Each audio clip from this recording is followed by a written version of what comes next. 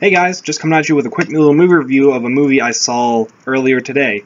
Now, for those of you who don't know, today, tomorrow, November 11th, and the 14th, I believe, Fathom Events in Regal Cinemas around wherever you're living, you can look it up by your zip code by fathomevents.com. They are showing Pokemon the movie I Choose You. It's their 20th theatrical movie, and it's to coincide with the most recent anniversary. I believe it's the 20th anniversary of Pokemon, so it's to coincide with that. And it's basically a reimagining, retelling of how Ash first met Pikachu, but with every single generation of Pokemon introduced. So you see Pokemon from Gen 7, Sun and Moon, from Gen 4, I believe, Diamond, Pearl, and Platinum. You see them from every single generation. So that's about 800 some Pokemon, and it is ridiculous. Just to name a few off the top of my head. Obviously, you have Pikachu, Charmander, you have Caterpie, you have Piplup, Lucario, Incineroar, Lycanroc, and a few others thrown here and there. If you have a keen eye, you can see some of the other Pokemon, as well as a lot of Gen 2 love, because there's the 3 legendary dogs, and there's also Ho-Oh, which if you've seen the promo trailers and the poster, you know Ho-Oh is a big integral part of the movie. And from watching Pokemon when I was younger, and saying that sounds weird to me because I'm only 20. So since I've been watching Pokemon and I've been playing the games constantly ever since they started coming out around Gen 3, I started picking them up, some of the older games. And to me, it's just seeing how far Pokemon has come, really, because it's a retelling of what we saw when we first were kids. And it hit a certain spot and a lot of people that because I went with 2 of my friends, and a lot of the people that was around in the audience, it was young adults, children of all ages. Didn't matter what age range. I'm pretty sure there were people in their 40s and 30s. There were kids like 10 and under, and there's also obviously my age group, the 18 to like 20-year-olds. And it was amazing to see, like, obviously Pokemon has this much of a cultural impact that it brings everybody together, and it's so cool. Now, I will give you this. If you are a very emotional person, this will hit you like a ton of bricks, because my one friend, she cried 4 times. Now, she told, as I understand, the one time was a happy cry. I believe it was 1 or 2 times it was a really happy cry. The other 2, it was pure sadness. And I honestly admit, there were 2 parts in the movie where I got choked up myself.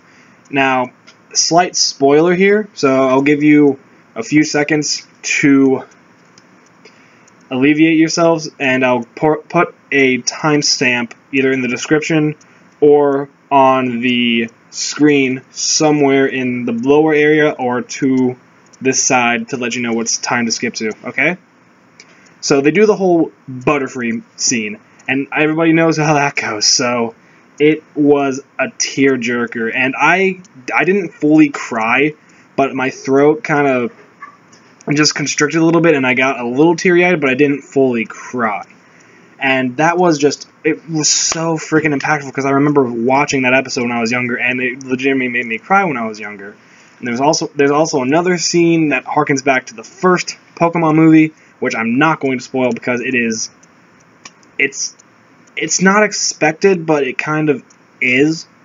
So until you guys see it, I'm not going to say anything about it. I just wanted to mention that one little Butterfree moment.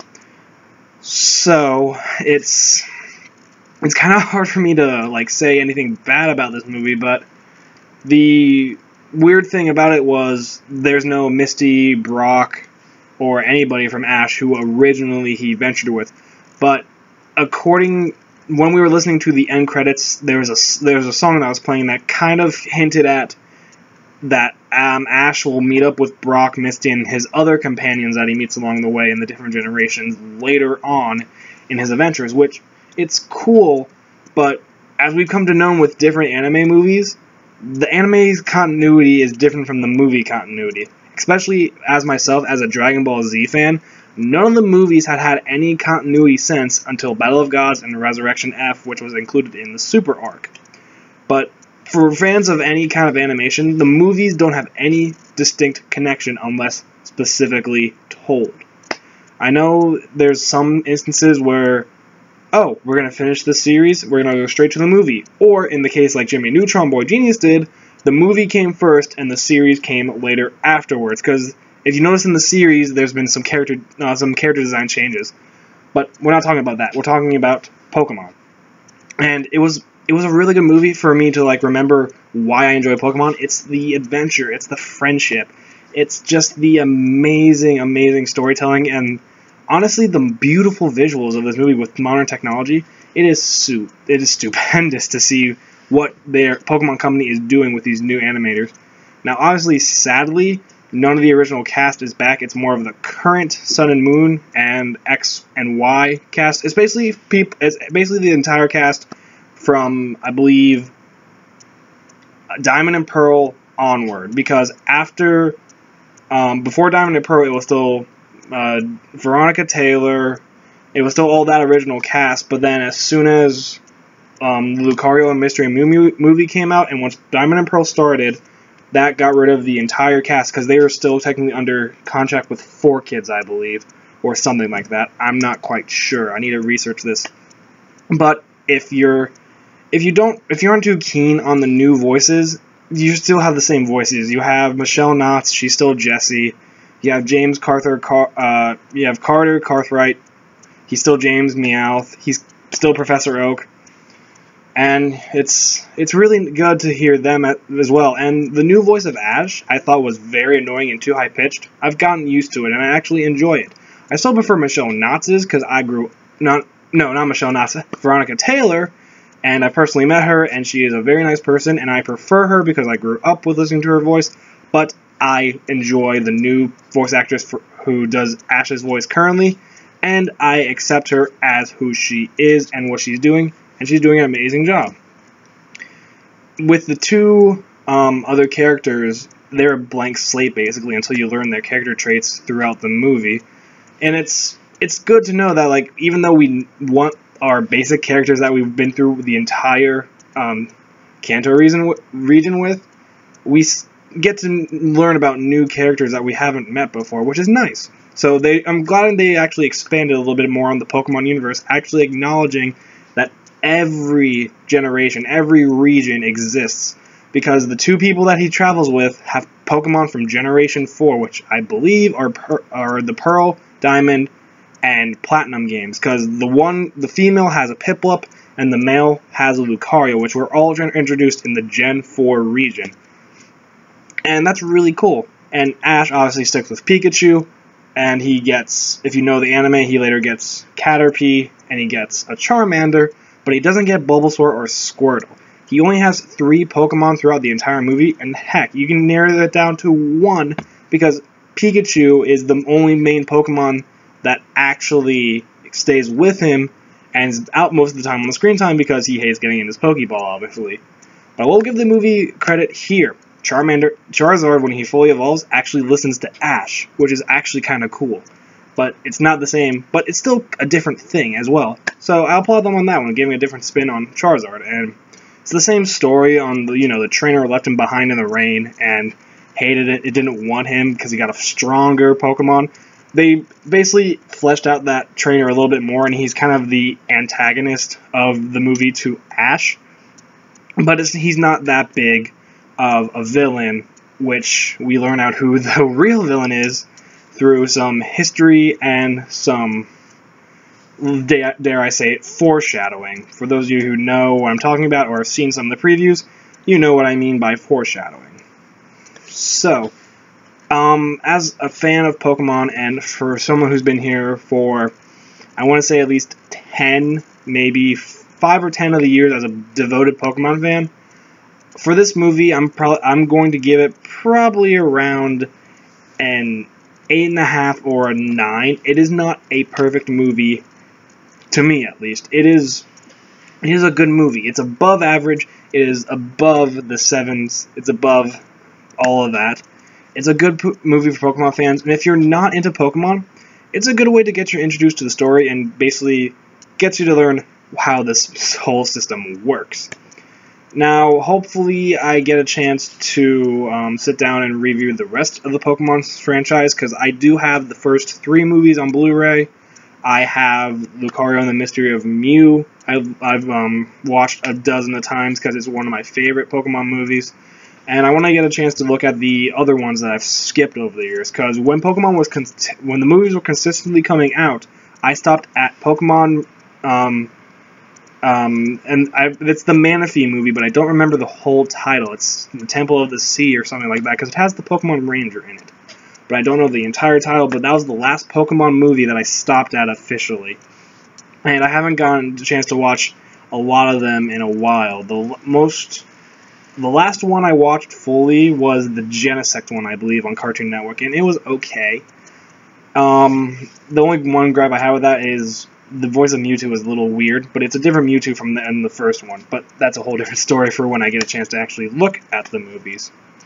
So, if you guys are interested in going to see this, please do. It runs tomorrow. Well, yes, it runs tomorrow. By the time this video comes out, it'll be late evening on Saturday, roughly probably around midnight. So, if you want to go see it today, or see it the 11th or the 14th of this month. Now, sadly, if you didn't get to see it today, so if you didn't get to see it Saturday, which is when I'm trying to post this video, you could have got a special Pikachu card wearing Ash's trainer hat from the movie. And tomorrow they're going away the exact same card. But if you go the 11th or the 14th, they're not giving away the special card, which also gives you a special QR code to put that exact same Pikachu into your Ultra Sun, Ultra Moon game.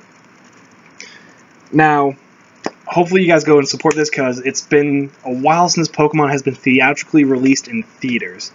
And from what I gauged, the theater was completely packed except for a few sparse seats in the very front. So if we keep supporting this, this will give every kind of like anime company overseas, Pokemon company, Toei, everybody, this will let them know that we want more movies given to us through the Fathom Events system, because there's no other way to get these unless they are later released on DVD, Blu-ray, digital, or distributed through television. So we need to go see this and support this system. But also, if you don't get a chance to see it at any of the other days that I listed, which is, remember, November 6th, November 11th, and November 14th. If you don't get a chance to see any of those, I do know that on Disney XD, since that is the new place where Pokemon resides, they are going to air it sometime in later half of the month, around the 20th, I believe. I don't know the exact date. I want to say 24th of November. They're going to air the movie then, along with the Sun and Moon episode where Ash and his whole gang from the Sun and Moon games, you know, Lily, Sophocles, Lana, that whole group, if you've seen Sun and Moon, they go to Kanto for a field trip and they meet Misty and Brock again. They're going to air both of those at the same time on the same day. So if you're interested, if you don't get a chance to see it any of the 3 days I listed, see it then, because that'll be a really cool chance to be able to, you know, get a brief catch-up of what you've missed from the beginning and seeing where it's currently at. Now, there is a sharp animation style, by the way, so be wary of that. But until then, guys, enjoy your days, enjoy your evenings. Whenever you watch this, just enjoy whatever you're doing. Have fun, watch movies, play games, do whatever. But until then, I'll see you guys next time. Take care.